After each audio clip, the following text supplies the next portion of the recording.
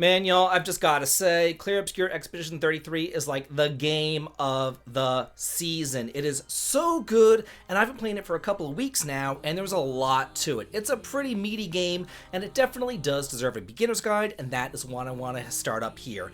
And I do think that's worth the sub as I try my hardest to hit 100,000 subscribers. With your help, your like, and your sub, I just know that I can get there. So thank you so much for that, and now let's go over some 5 hints and tips that will really help out a beginner at this game. First up, we've just got to ask, what are Pictose and Lumina? Let me make this very simple for you. Pictose are just another name for accessories, and Lumina are the skills that you can learn from those accessories.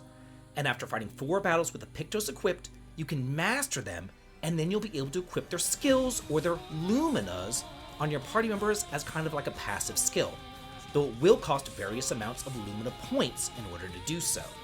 You can have up to 3 different Pictose equipped on each character at any time, and you're always going to want to equip your new Pictose whenever you do receive them in order to master them and then unlock their Luminas. Now, each skill on the Pictose are not created equally. Some are much more powerful than others, and each of them will cost varying amounts of Lumina points depending on how powerful their Lumina skill is. Now, here's the key though. Once one character masters a Pictose, everyone has access to its Lumina to equip. Some Luminas will only cost like 1 Lumina point, some can cost up to like 10, and you can equip as many Luminas as you have points for. Each level you'll gain a Lumina point, though you can also gain more through dungeon exploration and finding them, and there is no limit to the amount of Lumina points that you're able to have. So I highly recommend always keeping everyone equipped with as many Pictose and Luminas as humanly possible, and then divvying up those Lumina points equally to ensure that you're prepared for the powerful boss fights that lie ahead of you. Number 2, let's go over some combat basics. While there are 3 different difficulty levels that you can change at any time, even on the easiest mode, some of these boss fights can be a little bit hard if you don't master the evasion techniques that are available to you, from dodging to parrying and jumping. Dodging attacks are pretty easy. You just hit the B button at the right time, and then more than likely you'll pretty much dodge the incoming attack, but you won't get any additional AP for doing so, nor will you get a chance to counterattack. Parrying is a little bit harder though because the window of opportunity is just much smaller, and you parry with the R1 button, and you do need to be very precise with it, but each time that you successfully parry, you will gain 1 AP, and if you successfully parry every single attack, you will deal a counterattack, dealing massive, devastating damage to the enemy, and more than likely killing any sort of random mob. Then, later on, whenever jumping is introduced, it gets a little bit more complex. Most of the time, you'll only be jumping during the boss fights, and then only whenever a boss targets your entire team. And if you hit the A button at the right time, you will successfully avoid the entire attack for the whole team. Then, at the height of your jump, you'll have to do a party-wide counterattack by hitting the R2 button. The timing can be a little bit tricky for all 3 of these evasion moves, but it is definitely worth practicing and mastering. Number 3, advanced combat mechanics. Each character has their own unique combat abilities. Gustav has his overdrive, Lune has her stain magic, and Mael has her stances, and each of them do work differently, but they're all extremely powerful whenever you can synergize them together. Let's start with Gustav and his overdrive. For the most part, you're probably only going to be wanting to use this in a boss fight simply because it does take a little bit of time to power up. While you could conceivably use his overdrive with 0 overdrive charges, that's kind of a waste, and you really just want to use it when it's fully charged at the 10 overdrive points. And you can do this pretty quickly by using some of his skills like the Lumiere Assault, which can give up to 5 different overdrive charges, or even his powerful buffing skill, which increases everybody's attack power, or his recovery skill for healing. Each of those are some early game skills that also give him overdrive charges. And once you hit 10 charges, you're definitely going to want to use his overcharge skill that will use up all of those charges, but then deal incredible damage along with the possibility of breaking an enemy and stunning them, therefore making them lose their turn. Lune is the mage of your party, able to attack with any element and inflict a ton of status ailments. Each of her attacks will also inflict a stain. For example, a fire-based attack will inflict a fire stain, and an ice-based attack will inflict an ice stain. then different attacks will consume those stains in order to deal increased damage.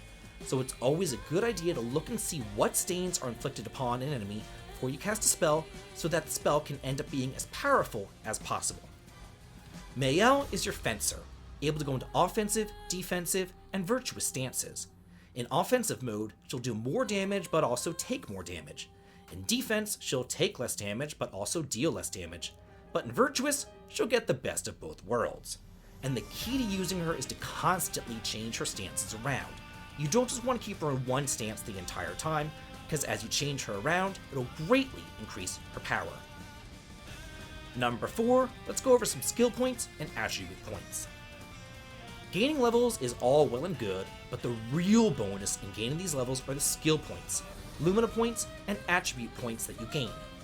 With each level you'll gain 1 skill point, 1 Lumina point, which we already went over, and then 3 different attribute points. The attribute points are essentially like stat points, which you can allocate into Vitality for more HP, Might for attack power, Defense for, defense, Agility for increased turn order, and Luck to increase your critical hit rate. You can't allocate these points in the menu though.